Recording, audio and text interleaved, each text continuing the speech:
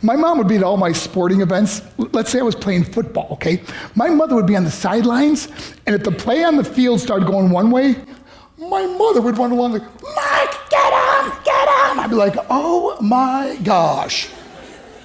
I'd get in the huddle with the other guys. They go, Mark, is that your mother? I go, no, I never saw her before in my life. See, the greatest gift my mother ever gave me, she believed in me. I have overdosed on drugs on 3 occasions where I should have been dead. But I believe I was kept here for a reason. You show me your friends, I will show you your future. How do I know this? I hung out with losers, and I became the biggest loser of them all because I gave up everything I dreamt about as a little boy because of who I chose to surround myself with. My friends would drive me home at 2, 3, 4 in the morning. We'd be drunk and high, laughing in the car. We'd pull up in front of my house in New York. They go, Mark, the light's on. I go, oh man, my mother's up. See, my mom wouldn't go to bed until she knew her son was still alive.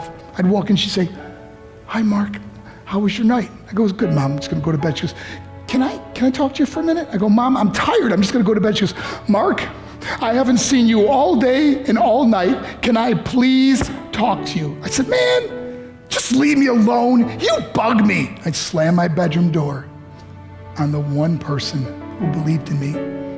I was on a worldwide tour and we were wrestling overseas in Japan. After my wrestling match, I went upstairs in my hotel room and I fell asleep. There was a knock at my door at 3 o'clock in the morning. I got out of bed and I looked through the safety window and I could see it was a Japanese promoter. So I opened the door and he said, Mark, you need to call home. There's been an emergency. I went and got on the hotel room phone. I called back to the United States. I said, hey, what's going on? They said, Mark, I don't know how to tell you this. I said, just tell me what happened. All of a sudden they started crying. They go, Mark, I can't tell you. I said, just say it. They said, Mark, your mother died. I just threw the phone down. I ran out of my hotel room.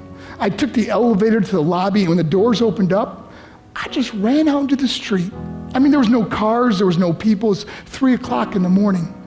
And I walked down the middle of a street in Hiroshima, Japan, and I remember looking up and just saying, Mom, I am so sorry. I flew home for her funeral, and I was so nervous to walk up to her casket, so I just stood way in the back. And I kept looking from a distance. I kept thinking to myself, Mom, please wake up.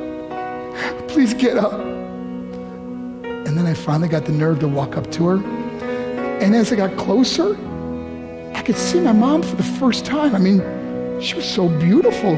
She was dressed in white. I mean, she looked like an angel. And I just stood over and I said, Mom, you are my hero. Everything I am, everything I hope to be was because of you. You loved me so much. You gave me a life. You're the only one that ever believed in me. How did I repay her? By getting drunk, by getting high, by getting stupid, by hanging out with losers. For what? All she ever wanted to do was talk to me. I wish I could talk to you now, Mom.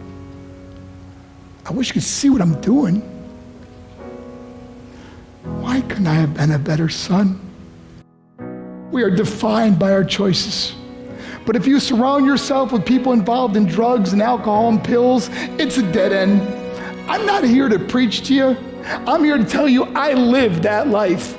It leads to broken hearts, broken relationships, broken dreams, and death. For what? To get high? If you have a mother or a father, when you go home, tell them how much you love them. See, my whole life was about being rich and famous. I had to be a millionaire. I had to win the race. I had to win the race at the expense of my marriage, my family, my friends. For what?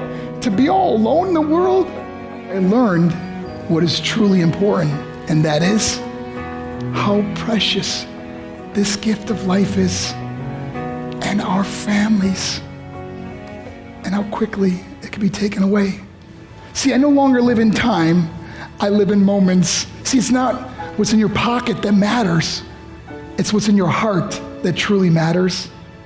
Love Love is just a word until somebody comes along and gives it meaning. You're the meaning.